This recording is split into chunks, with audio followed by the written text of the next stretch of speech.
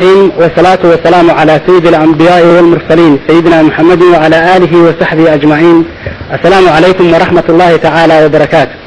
هل كان وحنا نكسر قدبنا عجلة صدحات سيرة الرسول صلوات الله وسلامه عليه وحنا إنوتو تشيدين دون الشيخ مصطفى حاج إسماعيل هارون.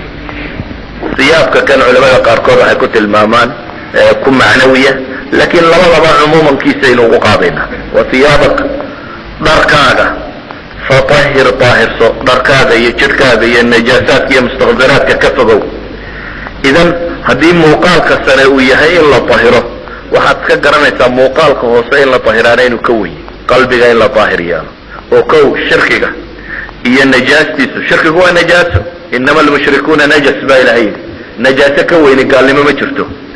idan najaasaadka macnawiga ah baa ka weyn najaasaadka xisiga ah yani najaasaadkan la iska uskadan iyo qaadidan iyo xaarkan iyo waxa ka sii daran oo ka qurmuun oo ka kudaafad badan kuwa macnawiga ay ugu horeysa gaalnimada iyo munaafiqnimada iyo wixii la halmaana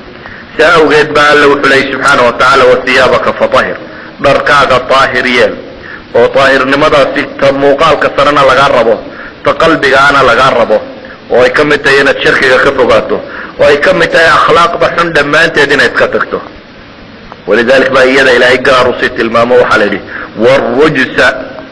والرجس لبدا ولا بقرا صحيح والرجس فهجر حمهنا رجسه اصليا وعذابك اما سخطك الهي عذابك سيا عردي وحي كان يودنا كفقو وحكينا يا الهي عردي سيا عذابك سبوا معصيت والهي العاصيه كان كفقو بالهي الهي سبحانه وتعالى اذا قفك مسلم كا وحكى له النبي قال ولا تمنن تستكثر مسألة الرواه مسألة وضع عن اهل الدعوة ايات كلمة ايات شرح له فهما بكو في عنتي ولا تمنن تستكثر حق الله بيسنبا وحلا إذا أدقوا بطسية كربا يعني وحلا تلماما يو حقا إن إلهي درتي وقبطه إخلاصنا بقبط هدو نغضاء تلك بتلك وحلا نكون رجيني سمك روحا سما يصدقوا يناينا يمكو ويني أنا ما أقوي أنا ما هنتك جيشد ما عينك جيشد أشك يا آخر ودوائسة ولذلك بقى وحقا عرفت القرآن كإنت بضن ما أسألكم عليه من أجر سوى النبي بولي بولي نبي والله صادر يبوح لي وروها ضدن قاران اللي كقلي ما شفته إلهي كحد ما مكان لي إلهي كعب صدا مكان لي دنا اللي كجد ولا ما شفته يدن مالي ما راح يقدك يدن مالي توصى هذا يدن مالي وحي قصي يدن مالي شاه يم ضنان إياه وحبته نيدي كجد ولا ما وصلنا الأنبياء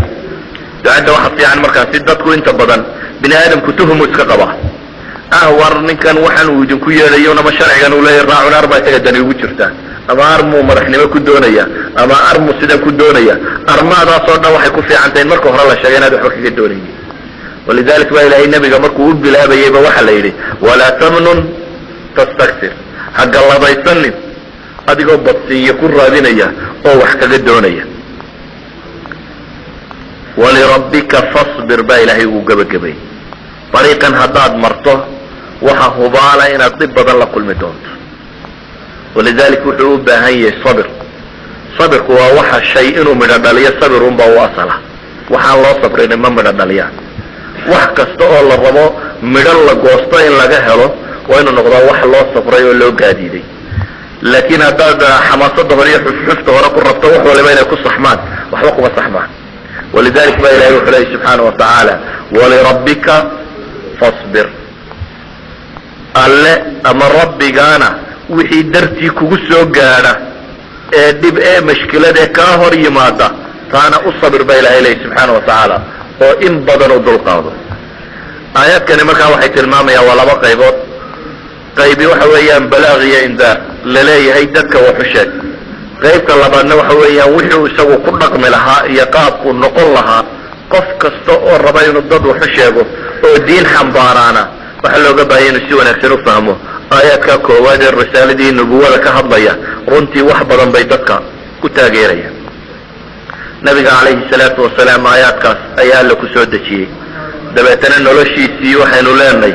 20 sano in ka badan ama dhowr iyo 20 sanadood ayuu qaa'im ahaa oo aanu raaxaysan oo u taagnaa inuu alle subxaanahu wa tacaala diintiisa dadka ugu yeedho oo dhibi ka soo gaadhay oo wax walo ka soo gaadhaba uu ogolaa inuu ugu dulqaato. waxay culamadu halkan tilmaamaan waxoogaa ay kaga warramayaan waxyiga iyo qaababkii uu nebiga calayhi salaatu wasalaam uu ugu soo degay. waxyigu saynu hore usoo sheegnay waxa ugu horeeyay qayb ah alru'ya saadiqa, in riyo dabeetana dhacdadaasi uu sideeda u arki jiray nebigu calayhi salaatu wasalaam intuu riyooda ah. qaybta labaad waxay ahayd in uu malag qalbigiisa ku afuufo, oo waa kii nebigu xadiidka matalan saxiixa ku tilmaamayay ina ruuxu lqudus nafata fii rawci anahu lan tamuuta nafsun xata tastakmila risqaha faاtaquu allaha waajmiluu fi طalb wla yaxmilanakum istibطaءu الrisqi cala an taطlubuuhu bimacصiyat اllah fainama cinda allah la yunaalu ila biطaacatih. yani nebigu calayh الsalaatu wasalaam wuxuu yihi ruuxu lquduska oo malakuljibriilah wuxuu rawcayga ama qalbigayga wuxuu ku afuufay inaan nafina go'i doonin arsaaqdeedu ay dhammaysata mooyaane. arsaaq weligaa ka warwaraysa intii lagu katibay adigoo dhammaystira mooyaane naftu kaa bixi mayso kuna weydaanan mayso. ee ilaahay ka cabsada buu nebigu yihi calayhi salaatu wasalaam, oo doonistana fiicnaysiiya. xaaraan iyo xalaal midkaad ku raadisaba intii ka badan mayso. laakiin wuxuu nebigu leeyahy calayhi salaatu wasalaam ajmilu alab, doonista wanaajiyo xalaal ku raadiya, oo risqigaa naga raagaya ayuu idinku kalifin inay ilaahay macsidiisa martaan. ilaahay agtiisa waxa yaalla arsaaqda dee ilaahay waa bixiyaa. ilaahay agtiisa waxa yaallana dee isaga raalli ahaanshihiisa lagu doonaa. ilahay inaad wax ka doonto haddana aad doonto inaad macsidiisa kaga maroojisataa way adagtay. idan maadaama ay gacantiisun ku jirto oo cidda wax laga doonaya isaga un tahay, waxaa habboon inaad si fiican uga doonto oo si xalaala aada uga raadiso. idan xadiidkaasi wuxuu tilmaamaya u nebigu leeyahay rawcayga ama qalbigayga ayaa unu malagu ku afuufay. waxaa kaloo qaab saddexaad uu nebigu waxyiga ula kulmi jiray ah inuu malagu ugu yimaado ka rajul isagoo ah oo si caadiya ula hadla oo saxaabada ag joogtaana ay maqlaanba, sidii xadiidkii cumar ee macruufka a wada garanaysaan ee uu lahaa nin maryaxad cagsisto caynkaasoo soo galayo dabeetana uu ag fadhiistay nebiga calayhi salaatu wasalaam oo wax weydiiyo uga jawaabo. markii dambe uu ka tegayna uu nebigu ku yidhi kaasi wuxuu ahaa jibriil oo diintiina idin baraya. oo xataa bacda saxaaba ay leeyihiin dixyat ilkalbi saxaabigii la odhan jiray suuraddiisoo kale u ku iman jirayba. qayb afraad baa jirta oo uu nebigu yihi calayhi salaatu wasalaam intay saxaabadu weydiiyeen siduu waxyigu kuugu yimaada, ayuu wuxuu yidhi mitla salsalat aljars, dawanka yeedhistiisoo kale mid oo dhawaq kulula, waana nooca nebiga ugu adkaan jiray calayhi salaatu wasalaam. noocaas markuu waxyigu ugu imanayana xataa iyadoo qabow oo baraf ku dhacayo ayuu nebigu calayhi salaatu wasalaam dhididku dacladiisa ay ka di'i jireen, oo hadduu awr fushan yahay ratigu wuu cuslaan jiray oo wuu fadhiisan jiray dhulka. bale axad asaxaaba zayd waa kii tilmaamayey maalin maalmaha ka mid a iyadoo bawdada nebigu ay saarantahay buu leeyay, yani adinka nebigu isagoo ugu tiirsan ayaa waxyigu bilaabay inuu kusoo dego buu leeyay. adinkiisiibaa intuu igu cuslaaday ayaan xeji kara ilaa bawdada ay iga kala jabi gaadhay buu leeyay. adinkuba way kala jabi gaadhay. waana noocu ugu adkaa ee nebiga calayhi salaatu wasalaam markuu waxyigu kusoo degayo. nooc shanaad baa jira uu ugu soo degi jiray oo ah inuu suuraddiisii asalka ahayd uu ku arkaba. taasina iyadoo laba gooroo qurun bay dhacday. nabiga calayhi salaatu wasalaam malakuljibriil suuraddiisii asalka ahayd laba jeer unbuu ku arkay, sida suuratu najmi ba ilaahay kaga warramaya. laba jeer unbuu kula kulmay. waxaa ka mida bay yidhahdeen waxyiga siyaabuu nebigu kula kulmay in uu alle subxaana wa tacaala u waxyooday fawqa asamaawaati sabc. waa markii la dheelmiyey alisra walmicraajkii markii nebiga la dheelmiyey calayhi salaatu wasalaam ee malakuljibriil maal go-aan uu ku hadhay wuu dhaafay nebigu calayhi salaatu wasalaam cinda sidrati lmuntaha wixii loogu soo waxyooday waajibaadka salaadu ay ka mid ahayd iyana qaabka gedisan bay ahayd. xadiiث اlisra oo masaa'ilka uu sheegayana waxa weeyaan inuu alle toos ula hadlay nebiga calayhi الsalaatu wasalaam sidii nebi muuseba uu tooska ugula hadlayay. siyaabahaasi waa siyaabaha ay tilmaamaan in waxyigu nebigu ugu soo degay. mushaafaha miyuu u qaatay, miyuu isagoo alle arkaya subxaana wa tacaala la kulmay? masalada salafku waa isku khilaafsan yihin oo waxay ka dhambaymataa qadiyadda ah nebigu alla ma arkay mise ma arag habeenkaasi la dheelmiyey. laakiin sida saxiix ee raajix ahi waxa weeyaan inaanu arag. markaynu intaa soo dhaafno nebigu calayhi salaatu wasalaam waxaa la yidhaha muddo ayuu diintii faafinayey laakiin waxa uu faafinayay muddadaasi hoos muddadan uu hoos u faafinayay yani muu iclaansan dadka ayuu dooranayay wuxuu dooranayay dadka caqliga badan leh dadka dadku wax ka maqlayaan dadka isaga wax ka dhegaysanaya dadka rumaysan ee usilay way ku raacayaan markiiba mujtamac ayuu kala dooranayay markaasi fardi fardi iyo qof qof iyo midmida ayuu wax ugu sheegayay muddadaasi intay ahayd wax sanadoo saxiix kuma soo aroorin inta badan dadku waxay sheegaan 3 sanadood laakiin 3 sanadood waxa sheega waaqidina waa mutaham iyo ibn isxaaqna biduni sanad buu kusoo arooriyey markaa ma soo aroorin wax xadidaya baladari ninka la yidhahdo isna taariikha qoraa 4 sanadood buu sheegaa calaa kulli xaal in waqti noocan ay ku socotay jirtaa waa xaqiiqa iyada layskuma khilaafsana ilaahay intay nusuustii dambe waandir cashirataka alaqrabiin ay soo degaysa ama fastax bima tu'mar midaad tidhaahdaba aayaadkaasi intay ka soo degayeen ama taxdiidka waktiga ah culamaa taarikh inta badan 3 sanuun bay sheegaan laakiin min xayث alxadiid haddaynu sanadka eegno ma suguna sanad ahaan waktigaasi uu nebigu siriyada waxu waday ee uu hoosta waxu waday dad badan ama dad waxoogaaya ayaa diinta aqbalay waxaynu naqaanaa cumuuman dee ciddii ugu horeysay nebigaba dejinaysay ee sheegaysay inaanu bele la kulmayna waxay ahayd khadiija ficlanna waxaynu leenahay khadiiji ciddii ugu horeysay oo saabiqiinta islaamta ayay ka mid ahayd waxaa kaloo cidda saabiqiinta rumaysay nebiga ka mid ahaa sida xadiidka tirmidi uu sanadka saxiixa ku warinayo cali ibn abi aalib oo la yidhaahdo 10 jir meelahaasu ahaa wiil yar ahaa dadyaga hore u rumeeyey waxaa ka mid ah zayd ibnu xaarisa saxaabigii la odhan jiray ee uu nebigu alayhi salaatu wasalaam markii hore tabaniyey caadadii carbeedsaday ahayd zayd ibnu xaarisa yani wuxuu ahaa nin isagoo meel maraya baa la afduubay dabeetana waa la qabsaday waa la gaday addoonnimaa loo iibsaday khadiija akhiiran iibsatay dabeetana nebiga calayhi salaatu wasalaam bay siisay nebiguna wuu tabaniyey markaa tabanigu waa caada aljaahiliya intaan qur-aanku soo degin suurat alxizaab aayaadkii ku jiray tabaniga mamnuucayay qofku intuu qof ilmo qaato inuu ula dhaqmo sidii ilmo uu dhalay oo looguma abtiriyo carabta caadada way iska lahayd yani ilmo asliyana aanu dhalin ayuu korsanaya haysanaya ilmahaasaa uu qaadanayaaba dabeetana waa loogu magac daray waa kan gaaladu ilaa hadda isticmaashay adabshanka ay ku tilmaamaan fi shariica laakiin ma banaana oo markii dambe waxyaa soo degay diidaya masaladaasi waa walaaladii in la islaamnimo ku koriya laakiin qofna yaan aabihii laga dafirin ciddii dhashay uma dhashay wiilkaasi oo nabiga calayhi salaatu wasalaam gurigiisa ciddii joogtaya isna wuu islaamay waxaynu odhan karnaa cumuuman xaafadii nebiga calayhi salaatu wasalaam dadkii joogay waxay ka mid ahaayeen dadkii ugu hor islaamay hadduu yahay cali oo uu nebigu korinayey hadduu yahay khadiijo oo xaaskiisiiya hadduu yahay zayd ibnu xaarisa oo ah ninkaasi uu nebigu tabaniyey xataa waxaa la tilmaamaa baraka umu ayman islaantii la odhan jiray oo iyana dee ahayd baa islaantii uu uga dhintay addoon aabihii uga dhintay oo uu haystay islaan xabashiyada bay ahayd islaan madow oo xabashiyada laakiin waxay ahayd dumarkii dumarka ugu khayr badnaa mid ka mid a kuwa dadku nebigu aadka u jeclaana way ku jirtay saxaabadii waaweynaaye macruufka ahaana way ku jirtay umu ayman islaantaa la odhan jiray waana islaantii nebiga soo korisay ee soo xadaanaysay yani may nuujin laakiin way xadaanadiisa ayay ka qayb qaadatay waana usama islaantii dhashay usamata bnu zayd iyada lafteedu dadkaa hor islaamay bay ku jirtay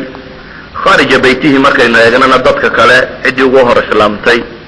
waa abubakr sidiiq saxaabiga la odhan jiray oo ay markii horena saaxiib ahaayeen waa dadkii ugu horeeyey ee islaama yaa u hor islaamay marka la xadido riwaayaad badan oo kala gegedisan baa soo aroora siday isugu xigxigeenna riwaayaad kala gedisan baa soo aroora walidalik bay culamada qaarkood waxay isku dayeen inay jamciyaan waxaasoo dhan ay ku jamciyaan fikrad odhanaysa dumarka khadiija ugu horeysay caruurta yaryar cala ugu horeeyey addoomaha dadkii ahaa zayd baa ugu horeeyey raggii waaweynaaye mudakarkaana abibakar baa ugu horeeyey waa marka nooc min jamc ay isku dayayaan in loo ururiyo abibakar dadkan u horeeyay islaamay inuu ahaa ibnu kasiir matalan wuxuu ka istinbaada xadiidkii sheegayay maalintii intay saxaabadu abibakar iyo axad saxaaba baa murmay waxaan rajaynayaaba inuu ahaa cumar bin alkhataab abibakar khayr allah siiyo saxaabi weyn buu ahaa saxaabadana dee muslimiintana nebi maxamed dabadii ninka u fadli badan buu ahaa laakiin nin aada kulul buu ahaa markuu cadhoodo nin aada u sharaad kulul ayuu ahaa marka maalin bay isqabteen cumar waxoogaa baa la yaro murmay dabeetana abibakar oo yaro xanaaqsan buu nebigu arkay calayhi salaatu wasalaam wuxuu ka cadhooday in abibakar laga cadhaysiiyo dabeetana wuxuu nebigu ku lahaa ina allaha bacatanii ilaykum faqultum kadabt waar ilaahay baa dad yawiikiin soo diray buu yidhi dabeetana waxay igu tidhahdeen bu yihi been baad sheegaysaa abibakarna waa runtaa bu yidhi run baad sheegaysaa ii daaya buu lahaa abibakar yani nebigu calayhi salaatu wasalaam abibakar si gaar ayuu ula dhaqmi jiray walidalik buu saxaabadoo dhan lahaa abibakar marnaba gaadhaysaana iska dhaafa ninkan hala ii daayo abibakar markaa waxay leenahay ragga uga hor islaamay buu ka mid ahaa kadib abibakar ayaa isna sacyiyey oo islaamka dadka ugu yeedhayay qofka muslimkaa dhaqanka lagu yaqaana waxa weya wixii khayre soo gaadha muslimiinta kalena wuu gaarsiiya islaamku saasuu ku faafay islaamku ma faafiyaan culama un yani culamadu waa ahlulcilmigii masaa'ilka cilmiga iyo wixii diinaya cilmiyaa la weydiiya laakiin qof waliba uu garanaya inu dadka ku yidhaha war laa ilaha illa allah dha iyo alla ka boqoyo ilaahay caabud iyo macsida iska daa qof aan garanayna ma jiro idan qof kastaaba hadduu rabo inuu intan dadka gaadhsiiyo waa gaadhsiin karaa bal in aad wada garanaysaan baa jirto in badan oo aan garanayni jirto haddaad rabtaan in salaada la barto inta masaajidka joogta salaada saa loo tukado badiba waa taqaana in badan aan aqoonba saa loo tukadaa jirta intaa ducaad ba unoqon kari lahayd inaad salaada bartaan si ay u tukadaan iyo ilahay sa uga cabsadaan iyo idan diintu waa shay u baahan dadku inuu wada ilaashado muslimiinta oo dhami walidalika abibakar markiiba wuxuu bilaabay isna dacwo firfircoon oo inuu dadka kala gaarsiiyaan dabeetana waxaa soo islaamay saxaabada waaweyn casharat almubashiriin ragga intooda badani gacanta abibakar baabay ku islaameen baa la yidhaha cala kulli xaal raggii waaweynaa ee muslimiinta ee islaamka soo galay markaasi waxaa ka mid ahaa cuثmaan ibnu cafan iyo zubayr ibnu cawaam iyo cabdiraxmaan ibnu cawf sacd ibn abi waqaas طalxa ibnu cubaydillah raggaas baa ka mid ahaa iyo amiinu hadihi lumma abu cubayda ibn ljarax raggaasi markay soo islaameen weliba waxaad moodaa in ay target in la qabtay qabaa'ilkao dhan in wax laga islaamin karo yani waxaad moodaa quraysh reerihii kala gedisnaay oo dhan inay nimankani ka kala tirsanaayeen masalan cuثmaan ibn cafan oo kale nin umawiya buu ahaa reer bani umaya nin ka tirsan zubayr ibn cawaam oo kale nin asdiya buu ahaa cabdiraxmaan ibn cawf iyo sacd ibn abi waqaas oo kale reer bani zahra bay ahaayeen طalxa ibn cubaydillahi oo kale nin taymiya buu ahaa yani waxaad moodaa jilibadii ay qurayshi ka koobnayd oo dhan in la waajahay cid walba sidii cid looga soo heli lahaa si dacwadu aanay u noqon mid reer gaara reeraha kalena yidhahdaan waa wixii reer hebel wateen oo ay iska fogeeyaan reer gaaran ku koobnaata ayuu reerahoo dhan si islaag uu waajahay dad badan baa markaasi islaamnimada kolba cidi soo gashay dad yawgaa u hor islaamay waxaa ka mid ahaa markaasi abu cubayda ka mid oo isaguna reer banu xaarisa waxaa ka mid ah abu salama ibn cabdilasad almakhzumiy iyo haweenaydiisii umu salama saxaabeydee la odhan jiray waxaa ka mid ahaa alarqam ibnu abilarqam almakhzumi waxaa ka mid ahaa cuثmaan ibnu madcuun oo jumaxi isna u dhashay raggaas oo dhami cubaydat ibn alxaris ibn cabdilmualib ibn lmualib ibn cabdimunaaf dad badan baa soo islaamay saxaabo dhowra marka laga warramayo saabiquuna alawaliin ilaa 130 dad gaadhaya baa la tilmaamaa oo rag iyo dumarba isugu jira laakiin kollay waa soo kala horhoreeyeen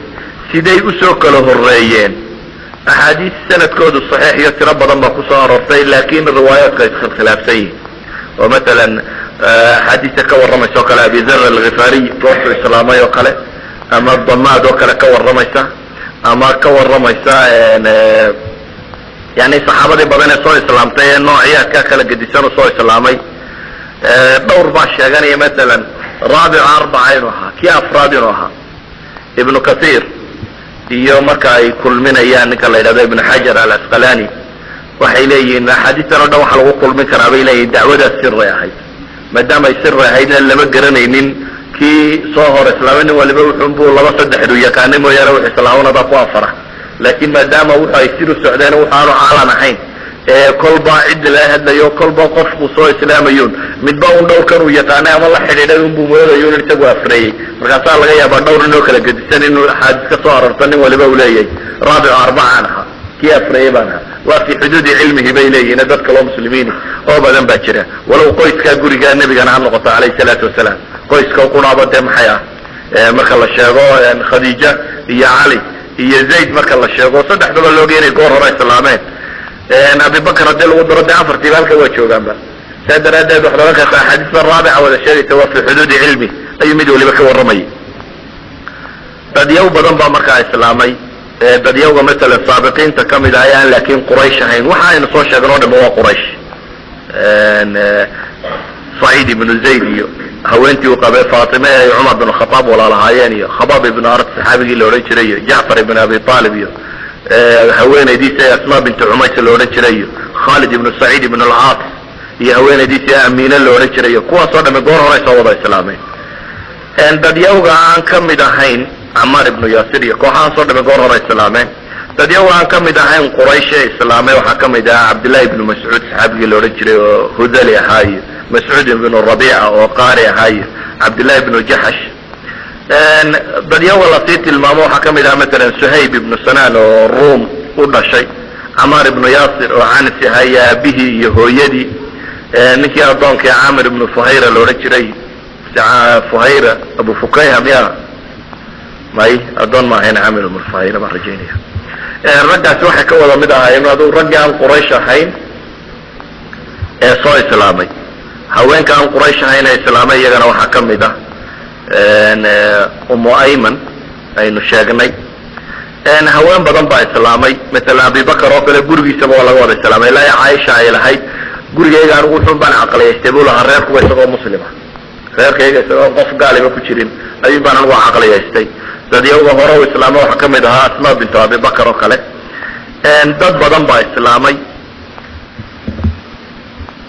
wax cibaadaada oo soo degay oo macruuf oo xoog loo garanaya ma jiro bacd culamaai taarikh ama bacd alculamaa sa ibnu xajar oo kaliyaba waxay ku tagaan qabla alisra walmicraaj qaطcan in salaad la tukan jiray ay jirtay alisra walmicraaj 5 salaadood baa soo degay laakiin ibnu xajar oo kale wuxuu leeyahay qabla alisra qaطcan salaad la tukada baa jiray caaishana de waabata laga wariyay riwaayaddaa salaaddu markii hore laba ay ahaan jirto markaasaa laga dhigay afar calaa kulli xaal salaad culamadu inta badani waa sheegtaa in salaadii uu jiray la tukan jiray weliba subaxii iyo habeenkii in la tukan jiray ama tuluucu shamsiga waktiga iyo qabla guruubiha meelahaasi oo kale in la tukan jiray salaada baa la tilmaamaa axaadiista iyagu sheegaya waktigaa in jibriil markiiba waysada nabiga baraya kuwaas iyagoo axaadiis iska sanadkooduna aada u liito matnigoodana nakaaro badan ay ku jiraan oo qaadasho badan ma leh nabiga calayhi salaatu wasalaam markuu muddo dacwada sidaa waday ayaa waxaa la faray inuu dacwada kor ugu dhawaaqo waxaa soo degay aayadda qur-aan ee waanzir cashirataka alaqrabiin inkastoo baan filayaa mufasirkii tabari oo isagu fasdac bima tu'mar aayaadkaa uu leeyahay aayaadkaasaa jahriga keenay ayan kanat waxaa nabiga calayhi salaatu wasalaam kusoo degay masalan aayaadkan waanzir cashirataka alaqrabiin ka tilmaamay suurat shucaraa suurad makiya ah suuraddaasi oo ka warramaysa runtii qiso ay culamadu yidhaahdaan waxay u ahayd nebiga deganaanshiyo iyo ma'aalka qadiyadiisu ama cidhibteedu waxay noqon doontoo la daareensiinayey waayo suuraddaasi waxay ka warramaysaa qisadiis oo kala martay fircawn iyo nebi muuse bilow ilaa dhammaad ayaa qisadaasi soo socota waxay kaloo ka warramaysaa qoomam horo tiro badan oo nebiyadoodii diiday oo la halaagay nuux iyo caad iyo samuud iyo qowmu ibraahim iyo qowmu luut iyo asxaabu layka waxaasoo dhan bay ka warramaysaa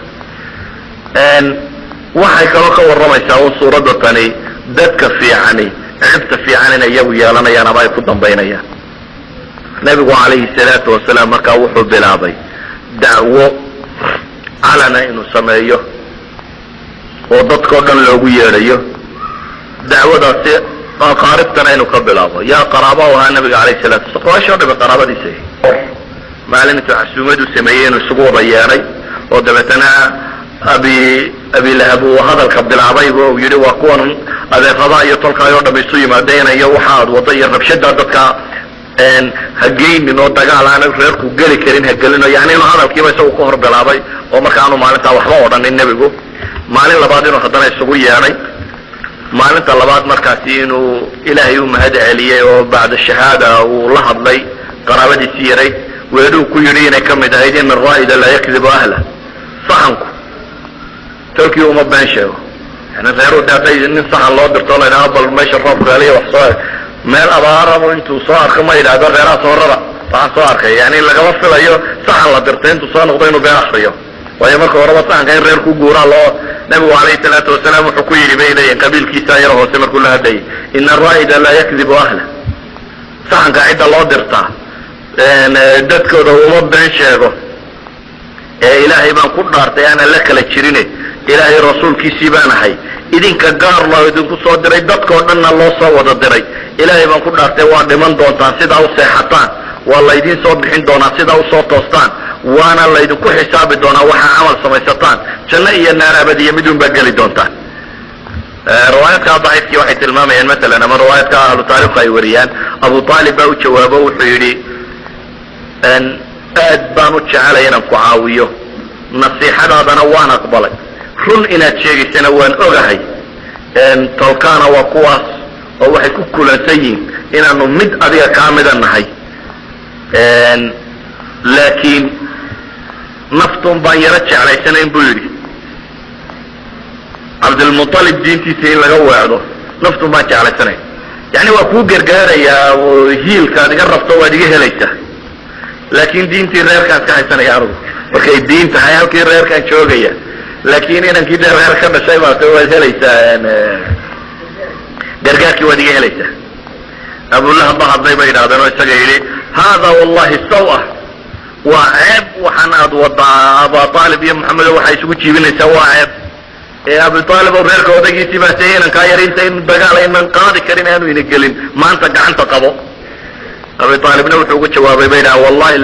lanamnacanahu ma baqayna ilaahay baa ku dhaartay waan waxbaan ka celin inta aan noolahay inaan cidi taabanaynin calaa kulli xaal waxay tilmaamayaa ninkan tolnimadii iyo qabiilkiina inuu ugu hiiliyey rabay inuu u gargaaro wiilkan iyagoo adeerka u yahay laakin diin ahaan muu qaadanin riwaayaadkaasi inta badan waa mashhuur fi taariikh laakin culamaa alxadiid wax sanad fiican u sheegaya maan arag ama xadiidka jabal safa isagoo xadiis saxiixa nabigu calayhi salaatu wasalaam waxaa la yidhaha aayaadkani markay kusoo degeen ayuu soo baxa dabeetana wuxuu yimi buurtan yare safa la yidhaahdo safida iminka waa tan masaajidka gudihiisa labada qurood inta la dhex socdo laakin berigii hore kacbada iyo dee safa daara iyo magaala udhexayn jirtayba yani meel aan kala dursan oo buuro yaroo markaa banaanka ka yaalo kale ayaa waakay meeshaa yar buu yimi nabigu calayhi salaatu wasalaam dabeetana wuu qayliyey ya sabaxa waa sabaxa buu ku qayliyey weedhatani cinda alcarab waxay u dhigantaa un hayaayda soomaalida oo kale waa qof wax arkay ama balaayesh arkay ama war dhiilale ama wax qof raba inuu sheego oo meesha intuu istaago marada lalo hayaay kasoo kaca yidhaahdo un warkii weeyaan carabtu say u isticmaali jirtay halkaasuu istaagay dabeetana waa qayliyey qurayshi markaa yeedhatan way ka yaabtay war yaa qaylinaya waxaa la arkay inuu maxamed yahay dee beenna laguma baran alamin saadiq baa loo yaqaan war wax maanta ka dhawaajiyay baa la yidhi waa arrin khatare in ugu yaacsiiya dadkii oo dhan baa isu soo baxay baa la yidhaha dad aad u badan qabiil aan cidi ka imani ma jirto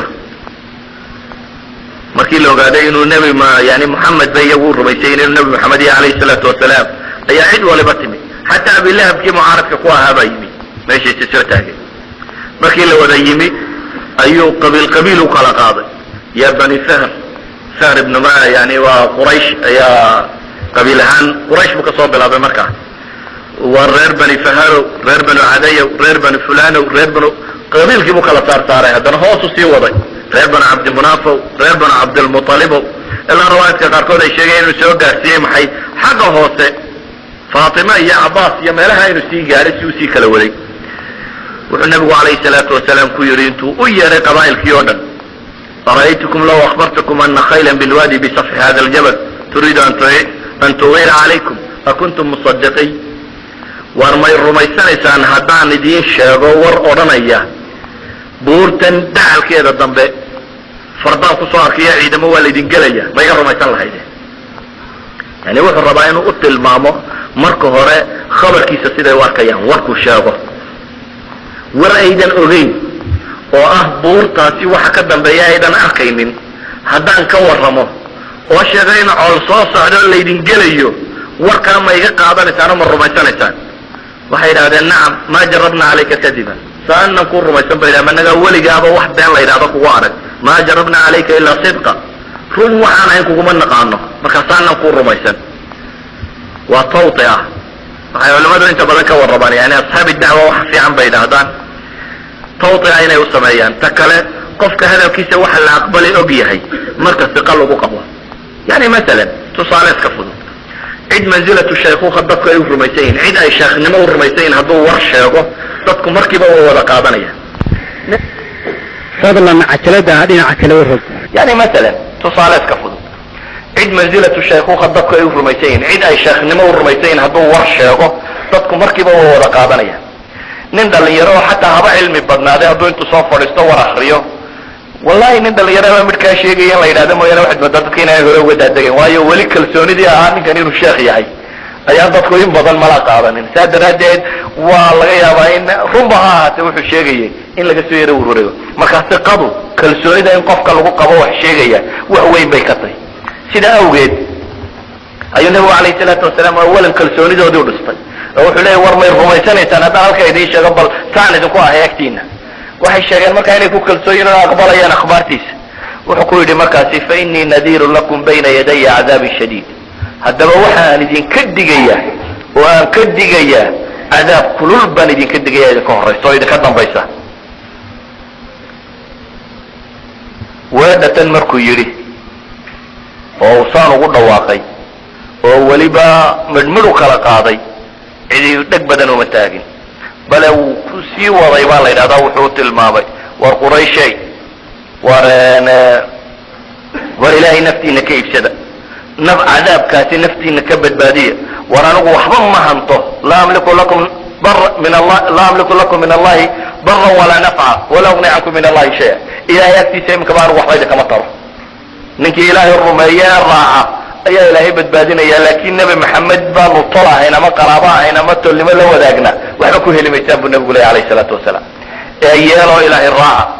markaasu weliba qabiil walba hoos ugu sii kacay ilaa xad bay yidhahdaan culimada uu gaarsiiyey cabaas ibnu cabdilmualib ilaa uu soo gaadhay ilaa weynantiisii soo gaadhay baa la yidhahdaa oo yidhi faatima bintu maxamed la yidhahdaa oo yidhi faatima bintu maxamedey waa kuwa xoolahaygiiyo waxaad doonaysa i weydii wixii aan hayo waxba kaa siinayaay laakiin naftaada cadaab ka dhawro daad adigu diidda inaad cadaab iska ilaaliso waa ina nebi maxamed cidi cadaab kaaga dayn mayso ee cadaab iska dhawr buu ku leeyahy abilahab wuxuu ahaa nimaana la barakaynin nebi maxamedna adeer ruma u ah yani kuwa nebiga ka fogaana ilaahay waa ku anfacay diintii abilahab oo adeerkii rumana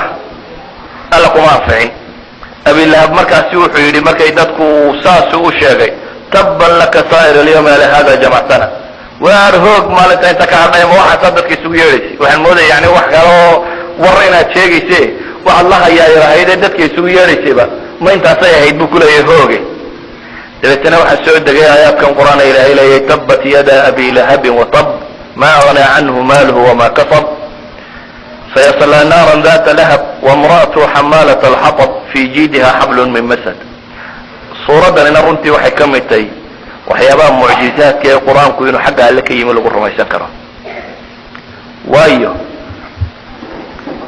halkay carabtu yidhahdaan beedkiisii buu sallad qura ku wada riday nebigu beedkiisii oo dhan sallad qura ku wada riday marka aayaddani maxay sheegaysaa quraysh dad badan oo gaalaaba ku jiray soo maaha yani waxaa muslimku ugu yara abilahab gaar baa isaga loo tilmaamo waxa la yidhaha adigu naartaad gelaysaa abilahab wuu awoodi kari waayo mar qura inuu yidhahdo laa ilaha illa allah hadduu laa ilaha illa allah mar qura yidhahdo maxaa dhici lahaa de in la yidhahdo qur-aanku waa been iyo maxamed wuxuu sheegayay ilan kan waxaa tihi naartuu gelaya waa kan laa ilaha illa allah loo islaamay oo jannuu geli doonaaye wuxuuba waa dumi lahaye laakin waa mucjizaadka yani qur-aanka waxyaaba tilmaamaya inuu mucjisaya bay tilmaamaysaa abu sufyaan lama odhan nin naar baad gelaysa isagoo kuwa waada ka mid ahaa bale 21 sanadood buu nabi maxamed la dagaalamayay 23 sanadood ee waxyigu soo degayay 21 sanadood qaa'id gaale hogaaminayu ahaa haddana ilaahay uma tawfiiqda waafajiyo labadii sanadood ee u dambeeyay unbu istabaqabto u iska islaamay dabeetana saxaabi buu noqday islaamka u jihaata moo dagaalamo markii dambe waa kaa yani abu sufyaan hadduu ahaa laa ninka la yidhaha tabad yada abi sufyaanin waxay noqon lahay in la yidhaha qur-aanku been buu sheego dee wuxuuba ma aha wax saxa idan waxay leenahay aayadda suuraddan yari waxay tilmaamaysaa qur-aanku suu mucjis u yahay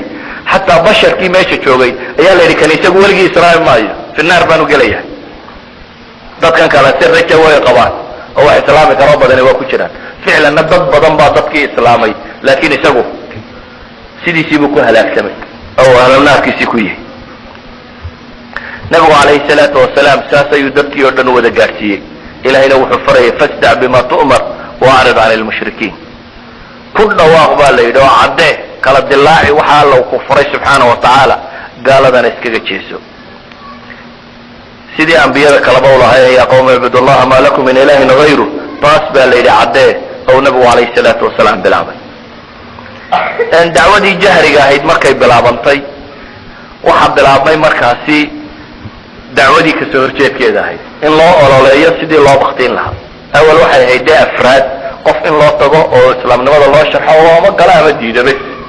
qof un baanay awal u socotay dadkaa horena qof bay usoo islaameen iminkase waa si caalana inuu nebigu wax u sheego calayhi salaatu wasalaam inuu tago goobahay ku shirayaan meelaha lagu sheekaysto dhulka la isugu yimaado kacbada iyo meesha yimaadaan dhulkay sanamada ku caabudaan meel walba in laga sheego si caalana marka waxay noqotay dacwo ololaheeda wadata oo dib u bilaabantoo loo ololeeyey oo si cadna u socota nimankii carabeedna markaa waxay bilaabeen in la isu tago sidii loo waajihi lahaa laga fekero walidalik baa waxaa bilaabmay isutagyadii ahaa matalan qaababkii loogu hortegi lahaa in la sameeyo matalan waxaynu naqaanaa culamada taarikh inay soo arooriyaan inay shireen carabta oo wax la isweydweydiiyey oo waxyaabaha la isweydweydiiyey ee kamid ahayd wulid binu mugiira oo kale ayay yidhahdaan baa isugu yeedho waxay yidhahdeen war maxaynu nidhahnaa ninkan waktigii xajkiina waa soo dhawyay jaahiliyadii carabta weli way xajaysaa oo nebi ibraahim dee diintii uu ka tegay weeyaan marka waxaa la leeyahay war wakti mawsimaa soo dhawo markay buuxsami doonto dee hadduu dadka intuu wixiisan uu bandhigo uu dad helana waaba laynaga badan karaa ninkani xoog buu helayahay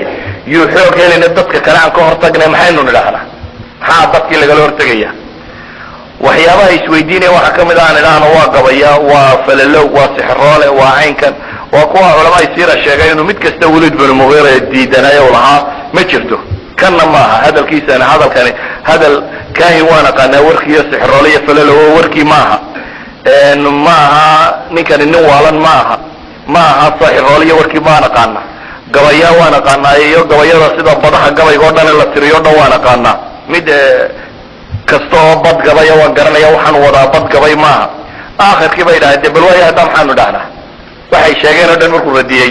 ayay isaga yidhahdeen de balwaaya adigu tala keen haddaba maxaan idhahnaa wax kala garan maayo buu yidhi waxa ugu dhodhow inaynu idhaahno maxay waxaan waa sixirkuunbaa malaa la qaatay xaggiisa inaynu marno idhahno ninkani waa sixir roole waana suurat lmudathir qaybaheedan dambe sababtay kusoo degaysay culamadu sheegaan inahu fakra waqadar faqutila kayfa qadar uma qutila kayfa qadar uma nadar uma cabasa wabasar uma adbara wastakbar faqala in hada ila sixrun yu'thar in hada ila qawl lbashar waxa la yidhaha weedhaa intay qaateen ayaa dadkii laysu qaybiyey marka waxaa la yidhi dhulka maka laga soo galo maka waa buuraley maadaama dhulku uu buuralayayna wadooyin yaroo kooban unbaa jiro oo laga soo galgalo dhulka laga soo galo o dhan in dad ha loo qaybiyo dadka ka hortaga oo wacyigeliya oo faafiya propagandadeena tan oo been fakatay dee roonimo gaadhadii un weeyaane beentan ha lasii daldalo inta aanu warkani gaadhin beentan iyo faafinteeduna runtii waa asaaliib soo jireena xataa kuwan dambe ay rumaysan yihin yani masalan qaacidada iclaanka bay idhahdeen ugu weyne la rumaysan yahi waa un warka in lagu celceliyo dadku akhirka uu rumaysanaya b b c asi markaynu ku wado waxay sheegtay dhan run baa imka laysaga haystaa waa daliil b b c a sheegtay run bu haystaa waxay b b c oo sheegtaa inay diinta kamid tahay mashkiladda waxa weya waa ku celcelinta tan waayo waxaa la yidhaha ra'yiga tan masalan nadariyada iclaamiga ee ku celceliska dunida waxay uga dambaysaa coblas nin la odhan jiray coblas waa wasiirkii iclaamka ee hitler baa la yidhahdaa hitler wasiirkiisa iclaamku waxay ku talagaleen ciidan baa jabay iyo waxaan in la sheegin in been dunida lagu harqiyo dabeetana wariyaashii buu ninkani wuxuu kula ballamay maadaama dawladda dee dawladda naazi o adag ay ahayd oo isku xidhan beenta sheega laakiin ugu celceliya dadku way rumaysanayaan une jarad buu ninkaasi amar wuxuu ku bixiyen ku celceliya marka waxa yidhaha waa qaacida iclaamiya dadku waxay u baahan yihin in warka loogu celceliyo akhiiran waa iska qaadanayaan haddii dhowr goor lagu celiyo ninkaasi waa irhaabi dadkao dham irhaabay kugu qaadanayaan waa mujarad oo nin warkaasi uu noqdo war lagu celceliye inuu noqdo waxay qaateen nimankan carbeed inay meelahaasi oo dhan tagaan beentaasi la faafiyo laga horaysiiyo culamaa taarikh baa sida usoo wariya laakin ficilka maalan abulahab oo kale waxaa la yidhahdaa dadka daba socday musnad imam axmed saa ku hore oo kale inuu kamid ahaa isagu raggii baxayay bale inuu isagu nebiga dabageli jirayba isagu wuxuu yidhi aniga igu daaya idinku warka kale oo qabaa'ilkan iyo waxaan imanaya kusii faafiya xajka marka la isugu yimaado isagana aniga ii daayo inuu isaga daba soconaya marka waxa la yidhaha intuu nebiga daba galo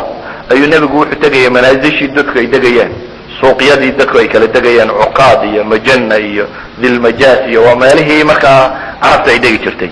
marka la isugu yimaado xajka meelaha la degaa xajajkiiyo meelahan markay soo maraan suuq baa mishtar buu hayo wixii dunida la isaga keeno o dhan baa lagu kala iibsadaa wuxuu kaloo ahaan jiray meel qabaa'ilka carbeed isugu faanaan oo la isugu afdhigto qabiil waliba gabayaagiisa iyo aftahankiisu keeni jiro ama khudbad ka jeedin jiray ama gabay akriyi jiray oo gabayadaasi ay ahaan jireen marka la yidhaha wallahi qabiilka dee reer hebel gabayaagooda loo babac dhigi kari maayo oo meel adabku la isugu soo bandhiga bay ahayd markuu nebigu daba socdo ee uu reer meel tegan u yimaado ba yidhahda ilaahay ka cabsada waryaa wax iga dhicinaya ilaahay diintiisa dad gaarsiiya ilaah baa daba taagan oo leh anaa adeerkii iyo wiilkan yar waxba ha dhegaysanina waa wiil yaroo bidcoolo diinta ka baxaya buu yidhaha saabi bay ku sheegi jireen saabi waa qofkii diin hore ka baxay ee diin dambe gala yani waa wiil yaroo bidcoolaha oo ka tegaya anaa adeerkii iyo waxba ka dhegaysanina buu la daba taagna asaaliib badan bay adeegsadeen runtii asaaliibtaasi dacwada lagaga hortegay waktigaasi waxaa ka mid ahaa in lagu jees-jeeso lagu cayaayiro istihzaa loo muujiyo lagu qosqoslo la maago laga dhigo kaanamaa qof waalan inuu yahay qofka haddii mujtamac oo dhami meesha soo fadhiistaba haddii lagugu qoslo oo lagugu boqo umad waalanaysa akhirka yani qof waalan oo kale ad kaanaysa dadkan xataa waalan dadka waa aragteen isagoo marka hore iskaba yara miyirka waa xoog waalan bay carruurta iyo dadka iyo daba buuqana markaasu kasii wada dhiga adigoo miyir qaba haddii kuwa lagu itixaam waad waalanaysa runtii waxay isku dayaan markaa in loo sameeyo dacaayada tana ilaa xad in suuqa laga saari karo walidalika waa ka dagaaladaas oo dhan qur-aanku ka warramaya dagaalka iclaamiga ah ee ilaahay qur-aanku leeya waqaaluu ya ayuha aladi nuzila calayhi dikru inaka lamajnuun bay idhahdaan ilahay ka baqa buu ley markaas leeya kan qur-aanku kusoo degayow nin waalan baa tahay bay leeyihin waxyaabay kulahaayeen waxaa kamid a sufriyada iyo kadibka keenayay wacajibu an ja'ahum mundiru minhum waqala alkafiruna hada saaxirun kadaab waxay la yaabeen ba ilahay yidhi mid digaya inuu u yimaado markaasay gaaladu waxay yidhahdeen waa sixroole beenaala ah ayay yidhaahdeen waxaa kasii dana sida isha loogu mudaye loogu xaqiray yani hadalka marmar baa ficilka iyo hamziga iyo ilkumidka iyo carabka uu kasii foolxun yahay walidalika ba ilahay wuxuu leey wain yakaadu aladiina kafaruu layuzliquunaka biabsaarihim waxaabay ku dhawaadeen ba ilahay leey kuwa gaale inay isha kugu legdaan ba alla yidhi lama samicuu dikra wayaquluuna inahu lamajnuun bale istihzaagooda wuxuu gaadhay inay yidhaahdaan ilaahay ma cid adiga dhaanto u soo dirtaabu waay intuu agoon yaraa lasoo dirayo odayadii qorayshood oo dhami way joogaane maa qoraysh iyo dadkii hantiilaa iyo dadkii waxayste iyo waayeelka maxaa loo soo diri waayo intaa inan yaroo agoon iyo raja kusoo koray alla soo diranayo waa ka alla ku tilmaamaya markaa markay iyagu lahaayeen ma ilaahay maadu kugu manaystay bay annaga dhexdayada waa ka allana ugu jawaabaya alaysa allahu biaclama bishaakiriin waar ilaahay miyaanu ogeyn cidda u mahadnaqaysa cidduu isagu dooranayo miyaanu isagu ogeyn waa ka ilahay qur-aanka ka warramaya in aladiina ajramuu kanuu min aladiina aamanuu yadxakuun waida maruu bihim yatagaamazuun waida inqalabuu ila ahlihim inqalabuu fakihiin waida ra'awhum qaluu ina haulaai ladaaluun wama ursiluu calayhim xaafidiin jees-jeeskan iyo cayaartan iyo kuqosalkan iyo buuqan iyo waxani waxay gaadheen dee xad qofka caadiga waxaynu dha waa la waali karaa walidalika ba ilahay qur-aanka wuxuu alla ku leeyahy nabiga isagoo tilmaamaya mashaladani dhibta ay ku hayso walaqad naclamu anaka yadiiqu sadruka bima yaquluun ba ilahay yidhi waan ogahay ba alla yidhi subxaana watacala inay laabta ku cidhiidhtoomayso waxanay kaa sheegayaan sidanay kuu dacaadeynayaan iyo waxaa kaa sheegaya haddii mujtamac weliba kuwii kuugu xigaya tol iyo qaraabaad lahayd haddii alla kugu diro ay iyagun kaa daba shaqeeyaan oo saa lagu dacaadeeyo magaaladao dhami kaa soo horjeesto dadkao dhami ku wada dacaadeeyo naftaa isugu kaa imanaysa ilahay laakin wuxuu u tilmaamay markii loo sheegay walaqad naclamu anaka yadiiqu sadruka bima yaquluun markii alla tilmaamay waxa kaloo alla uu sheegay suurat alxijr wuxuu kaga bixi lahaa dabeetana waxa la yidhi fasabbix bixamdi rabbika wakun min asaajidiin wacbud rabbaka xataa yatika alyaqiin ilahay wuxuu yidhi iska tasbiixso oo ilaahay u sujuud oo xidhiidhkaad alla leeday badi waxaan kaloo dhamme waxba noqon maayaan. idan qofka muslimka ahi sanad uu ku tiirsado balaayo o dhamme hadday haleesho sanad lagu tiirsado dee waa allah subxaana wa tacaala. ilahayna qofka muslimkii wuxuu kula hadlaa waa markuu salaada tukanayo. qofku markuu salaada tukanayo ilahay buu toos ula hadlaya, ilahay baana kuu jawaabaya. saa waa xaadiista saxiixa oo nabigu ku tilmaamay calayhi salaatu wasalaam. saa daraaddeed baa ilahay wuxuu leeyahay tasbiixso oo sujuud oo ilaahay caabud ilaa inta geeridu kaaga imanayso halkaagaa joog. inaa kafaynaaka almustahzi'iin baa ilahay yidhi, kuwan kuu jeesjeesaya anaa kaa kaafinaye sidaa yeel baa ilahay yidhi subxaana wa tacaala. inaa kafaynaaka almustahzi'iin aladiina yajcaluuna maca allahi ilahan aakhara fasawfa yaclamuun. waxaa kaloo alla uu tilmaamay nabiga calayhi salaatu wasalaam ariiqan inuu yahay ariiqay ambiyadu mari jirtay, marka inaanay keliga ahayn dhibtuye waa wado mucabad ah, yani waa wado la budliyey oo hortaajira waa uu soo maray, nebiyadii hore ay soo mareene adkaysaa la leeyahy. walidalika ba ilahay wuxuu leeyahy walaqad istuhzi'a birusulin min qablik faxaaqa biladiina sakiruu minhum ma kanuu bihi yastahzi'uun. adiga rusushii kaa horraysayba waa lagu jeesjeestay baa ilahay yidhi, laakiin beledu wuxun bay ku dambaysaa baa ilahay yidhi kuwan jeesjeesaya ee adigu ariiqaagaasi hay. xarb dacaayaha badan way wadeen, waxay kaloo wadeen yani xuruub tiro badan bay nabiga la galeen calayhi salaatu wasalaam. waxay kaloo wadeen xarbu shubahaat, itanatu shubahaat iyo dacaayaad beenoo kaloo tiro badan in la sameeyo oo ah dadka sidii caamada loo shaki gelin lahaa. mar waxay dhahaan waa adqaasu axlaam, maxamed habeenkii unbuu riyoodayo dabeetana subaxiibu intuu isku soo toostoosiye bay yidhahdeen ayuu la yimaada yidhahdeen waa laysoo waxyooday. bal iftaraahu bay lahaayeen, waa soo been abuurta, inamaa yucallimuhu bashar, dad baa usoo dhigdhiga bay yidhahdeen. meelahaasu kasoo dhegadhegeeyo waxoogaa uu dad kasoo dhegdhegaystay. in hada ilaa ifkun iftaraahu waacaanahu calayhi qawmun aakharuun, qaar kale ugu gargaaray bay yidhahdeen oo jimanbaa waxu sheegsheegay iyo waxbay sheegaan waa qaar kale. bale waxaad ka garan kartaa xataa dacaayadani siday u faaftay dadku u aqbalay. axadu saxaaba wuxuu ku islaamay masaladan, damaad saxaabiga la yidhaahdo, wuxuu ahaa qabla alislaam dadka jinka ka saara ayuu damaad ahaa. xadiiskaas waa xadiis saxiixa. damaad markaa waxaan maqlay buu yidhi ninkaasi in jindardareen wararkii la soo gaarsiiyey waxa laga dhaadhiciyey maxamed in jindardaray nabi maxamed alayhi salaatu wasalaam. marka waxaan maqlay bu yidhi ninkaasi inuu xanuunsanayo jindardaray, dabeetana wuu soo lugayo waxaan u socday bu yihi war bal miskiinkaasi dadka ku qaylinaya jinka ka saar. magaalada maka wuxuu u yimi markaasi inuu maxamed jinka ka saaro. kadibna waaba ima waxa ku yidhi bu yidhi nin dhakhtaraan oo tabiiba jimankana dadka waa ka saara, dee dhibtaan waa lagugu sheegaya, aabbahaga kaa bixiyo kaa farsameeyo. warkiisii markuu akriyey ee uu sheegtay ayuu nabiguna calayhi salaatu wasalaam la hadlay. nabigu calayhi salaatu wasalaam markaa xamdaladii buu ku bilaabay, ina alxamda lilahi naxmadu wanastaciinu, xamdaladu akriyey. markuu ku akriyey ayaan waxaan igu yidhi aacidhu, iigu celi. haddana wuu ku celiyey buu yidhi, markaasaan idhi bu yidhi haddana aacidhu, iigu celi. wuu ku celiyey buu yidhi, markaasaa waxaan gartay buu yidhi warka ninkani sheegayo inaanu ahayn warkii jibanka iyo sixroolayaasha iyo baabkan kaahinada iyo farsamadan aqaanay warkeedii inaanay ahayn baan gartay buu yidhi. markaasuu islaamay oo dadyagii ugu horreeya islaamu ka mid yahay, saxaabadii saabiqiinta ahaa ayuu ku jiraa damaan. sababtu u islaamayna waa nabi maxamed jinka ka soo saar buu is yidhi. yani waxaad garan kartaa markaa dacaayadu siday u faaftay ama dadku uu qabuulay. waa mashkilada imika iclaamka reer galbeed inagu hayo kale. reer galbeed iyagaa dadka dilaya, waxay doonaan samaynaya, iyagaana warramaya oo wixii jirayna iyagaa ka sheegaya, dadka u sheegaya. dadku waxay sheegayaan unbu run u haystaa, halna kama run aha, inta ugu badani waa been. dee ilaahayna marka horeba wuxuuna yidhi wain jaakum faasiqun binaba'in fatabayanu, faasiq hadduu war idinla yimaado iska hubiyaa la yidhi. kaafirka isaga kiisa maxaad umalayn markaa? inaguna kaafirkaynu ugu hor rumaysan ogni. waxay sheeganayeen iyagu markaasi waa asaatiru lawaliin bay lahayeen waxaan ku soo degay, bale waa ka qur-aan soo degay ilahay uu masaladan ka afinayo. markay yidhaahdeen jiban baa ku soo degay iyo ra'yi baa la socda, carabta waxay rumaysnaan jireen nimanka gabayaagooda inta badan in wax loo sheeg sheego oo jin kalaa la socday odhan jireen. gabayaaya hadda aragta bay leeyihin jiban baa waxu sheega, saasay rumaysnaan jireen. marka waa ra'yi fulaan baa la odhan jiray oo la socda wax sheeg sheegaya. ilahay baa markaa qur-aan soo dejiyey leh hal unabi'ukum cala man tanazzalu shayaaiin tanazalu cala kulli afaakin asiin baa ilahay yidhi. ma idiin warramaabaa ilahay yidhi kuwa shaydaamadu kusoo degaan sixroolayaasha iyo belada iyo kuwa fali iyo waxa shayaadiintu kusoo degaan waa calaa kulli afaakin asiim mid kastoo beenaalo ah oo dembi badanaa buu kusoo degaa ee bal eega nebi maxamed oo ma ku haysaan calayhi salaatu wasalaam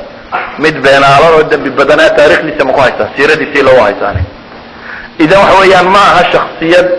uu shaydaanba xaggeeda usoo kici karo kuwa shayaadiintu wax ku akrinayaan waa inay sifaatkan yeeshaan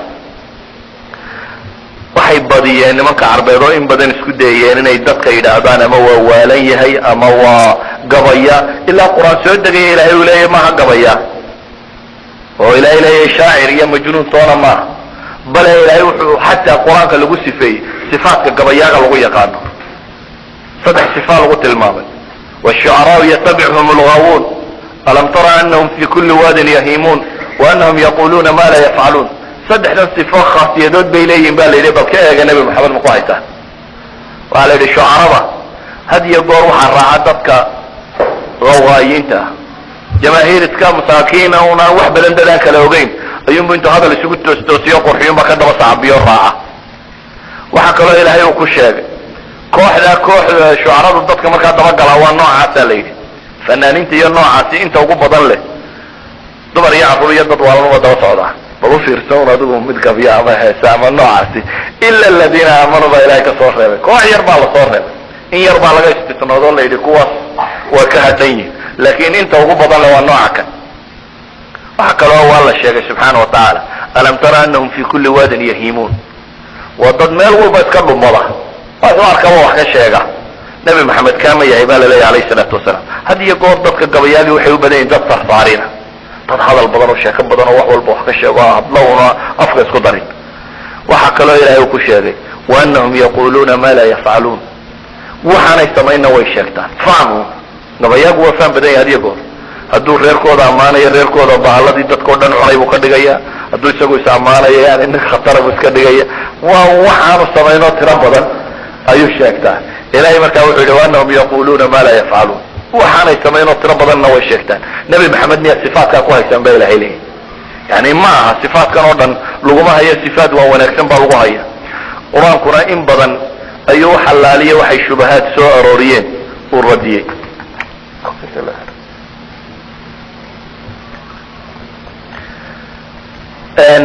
shubahaadkaa tirada badan le ay soo aroorinayeen inta badan waa shubahaad ku salaysnaa madmadow in dadka laga geliyo diinta gaar ahaan tawxiidka iyo risaaladu nebi maxamed waday iyo inuu bacsi jiro wakti dambe oo laysa soo saarayo qiyaama inuu jiro iyo qur-aankan inuu xagga alle ka yimi waxaasay dadka shubahaadka gelin jireen maray yidhaahdaan ilaahay muxuu malaa'igu soo diri waaye iyo maray yidhahdaan bal rasuulkan suuqa idinla wareegaya suuqa isba ka xoogsanaya haddana nabiga idiin sheeganaya eega yani waxay rabaan inay yidhahdaan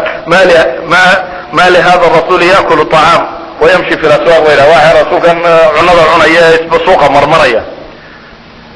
ilaahayna subxaana watacaala in badan buu waxoodan radinayay ilaa xad beenta ay abuurteen ay yidhahdeen ma anzala allahu calaa basharin min shay ilahayba dadka wax kuma soo dejiye maxaa malaa'ig loo keeni waayey bay yidhahdeen isagoo ilahay radinaya waa kale qul man anzala alkitaab aladi jaa bihi muusa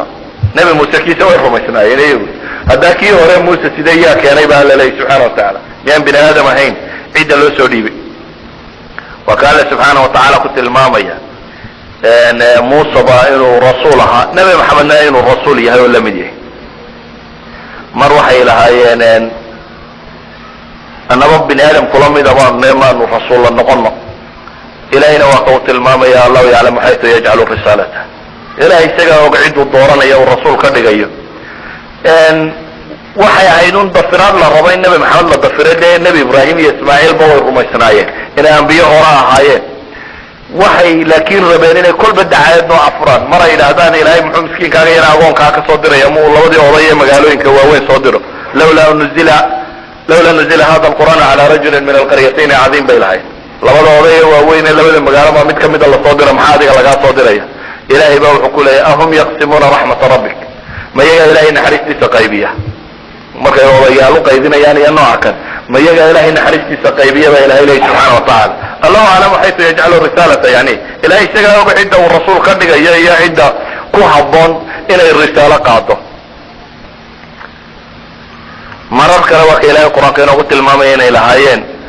waa maxay rasuulkan suuqa joogay ee xoogsanaya caynkani ma ilaahay ama rasuul soo diro ama hadduu rasuulku xagga alle ka socdo boqoraduba ninka ay soo dirayaan cid u dirayaan xaashiyo dhan baa la raacaya yani madaxweynuhu markuu mid idin soo dirayo wasiire waxoogaa askar iyo dad la socda iyo waxoogaa lacagay waxba lasoo raacay muu qof muuqba noqda bay leeyihin hadduu rasuul lasoo diray uu yahay waa ka ilaahay ku tilmaamaya inay yidhahdeen lawlaa unzila ilayhi malak fayakunu macahu nadira aw yulqى ilayhi kanzun aw takunu lahu janna yaakulu minha waqala الظalimuna in tattabicuuna ila rajula masxuura bay dhahay nin la sixro waalanun ayaa daba socotaan lakin waxaasoo dhan ilahay baa radiyey subxaanaه watacaala waxyaabahay ka horgeynayeen waxaa kamida inay dacaayad ku furaana inaan aakhira jirin aida mitna wakuna turaaba wacidaamana ina lamabcuuثuun aw aabaؤuna اlأwaluun ama dalika rajcun baciid meel kale ay ku tilmaamayeen waxaasoo dhanna ilahay baa wada radiyey subxaana wa tacaala oo u tilmaamay bacd bacda almowt waxaa loogu talagalay dee dadku xumaha inay dunida ka samaynayaane tirada badan leh iyo hadhow inay sidaa un lagu wada sinaado qof waliba mar intuu dhinto un de waa xukum isku wada mida kii kunka dilay iyo kii aan waxba dilin geeridu way wada haleelaysaa idan maxaa nanaga tilmaaminay siradii nabiga calayhi salaatu wasalaam iyo xilligii dacwadu caalamka ay noqotay ama kor loo qaaday oo ay ka baxday dadkii hoos loogu sheegayey iyo muwaajahadii ama kahorimaatinkii ay kala hor yimaadeen nimanka quraysheed oo ku saabsanaa siyaabo kala gedisan aynu soo tilmaamnay markaasi inuu ka mid ahaa jees iyo kucayaayar ay ku cayaaraan beenin iyo qosol lagu qoslo shubahaad la soo arooriyo iyo mugdi la geliyo oo la isku dayo in diinta dadka mugdi laga geliyo waxyaaba ay adeegsadeen waxaa ka mid ahaa markaa iyagoo isku dayayey inay u diidaan dadku inuu qur-aanka dhagaysto waayo qur-aanka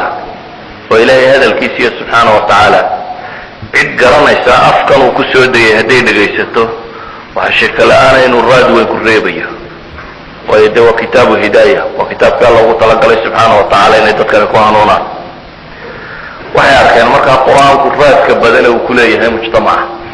iyo sida uu raadaynayo sidaa awgeed ay waxay door bideen in ay isku dayaan inay dadka u diidaan inay dhegaystaan oo dadkooda wax magaratayga iyo meelahaasi o dhan inta la ururiyo haddii la arkaba nabiga calayhi salaatu wasalaam oo qur-aan akrinaya in lagu buuqo oo qaacida ay qaateen ah haddii uu isagu hadlo idina ka dhacaana hadla un bes cidii kala maqli mayso waxba waa lasi kala tegaya waxba la dhegaysan maayo markaa waa ka ilaahay subxaana wa tacaala qur-aanku tilmaamaya leh waqala aladina kafaruu la tasmacuu lihada alqur'an walgaw fiihi lacalakum taglibuun ilahay ba wuxuu leeyahy subxaana wa tacaala kuwii gaaloobeyba waxay idhahdeen qur-aankan ha dhegaysanina ee walgaw fiihi ku buuqo ku qayliya un hadday sidaasi dhacdo lacalakum taglibuun waxaa laga yaabaa inaa lacalakum taglibuun inaad ka guulaysataan ayay u badan tahay bale ahlu sirku waxaabay soo wariyaan ragga badna inay intay qabteen xiiro meelahaas ninkii nadar binu xaarisa la odhan jiray inuu warku tiri kuteena soo ururiyey oo meeshii uu nebigu fadhiisto calayhi salaatu wasalaam israa wax ka sheegba isna yidhahdaana sheekooyin kala fiican baan hayaa oo boqoradii beershiye iyo waxoodii sheeka xariirtoodii o dhan intuu soo ururiyey ayuu yidhahda anigii maxamedka egebaa sheeko fiican waana ka ilaahay ku tilmaamaya bay mufasiriintu tilmaamaan wa min annaasi man yashtari lahwa alxadiidi liyudila can sabiili illah calaa kulli xaal waxaasoo dhamme waxay ahaayeen nooc laysugu dayey in looga hor yimaado diinta oo loo diido oo ka ugu yari uu yahay in la buuqo oo la qayliyo oo loo diido dadku inay diinta dhegaystaan waxaa kaloo bilaabmay isaguna nooc cadaadisa idihaad in la cadaadiyo oo haddii wararkan badan ee waxba ay tari waayaan ficlan in gacanta laysula tago cadaadiskani markaa inuu lababa ku dhaco nebiga calayhi salaatu wasalaam iyo inuu ku dhaco dadkii kale ahaa markaasi muslimiinta dadkii soo islaamay nebiga calayhi salaatu wasalaam waynu leenahay in badan isaga waa ka haybaysanayeen ama waa ka baqayeen ama qof sharaf lo agtooda mudnaan kale buu ahaan jiray haddana waxaa jiray un qaab la isugu dayayo in wax loo dhibo oo matalan qisadaynu ka soo warramayna abilahab ee waa beentii dawladda daba socdayba de waa nooc dhibta ka mid a nin weyn oo nin weyni daba socdo una wuxuu leeyahay in ay tahay wuxuu sheegaba waa beentii ama waxba kama jiraan ama umu jamiil waxay samaynaysay arwa bintu xarb gabadhii la odhan jiray waa gabadhii abilahab iyaduna waa tii heesaysay lahayd mudamamuna abayna wa diinahu qalayna wa amrahu casayna weer caynkaasi oo kale ah ay culammadu xadiidku wax ka yidhahdaan waxbaa ka ururaya marka la eego sanadada badan ay kusoo arortay waxay tilmaamaysay yani waa mudamam bay lahayd waa mid la ceebeeyey mid la heereedaateeyo aanu diidnay diintiisana waanu nacnay arrinkiisana waa caasinay saas bay ku dhawaaqaysay bale iyadoo waxaa la socota waa tii abibakar u imanaysay lahayd abibakarow ee saaxiibkaa miyuuna soo caayey qad haja yani ma gabay caayu saaxiibkaa noo soo tiriyey bay leedahay qur-aankay doonaysaa inay gabadh ka dhigto tabad yada abilahabikii soo degay ayay diidantay inuu qur-aan yahay way rabtaa inay tidhaahdo gabay hijaa iyo gabay caayiya inuu nebigu usoo tiriyo kale abibakarna wuxuu lahaa maya waana tuu nebigu tilmaamaya calayhi salaatu wasalaam xadiiskii saxiix lbukhaari ku yaalay alaa tacjabuuna kayfa yasrifu allahu cani shatma quraysha walacnihim yashtamuuna mudamama wayalcanuuna mudamama waana muxamadun buu nebigu lahaa alayhi salaatu wasalaam meedan arkayn buu lahaa nebigu sida ilaahay uu ii dhaafiyey caydii iyo nacdashii quraysheed waxay intaa caayaan buu yidhi mudamam mid la yidhaahdo iyo ay nacdalayaan aniguna muxamed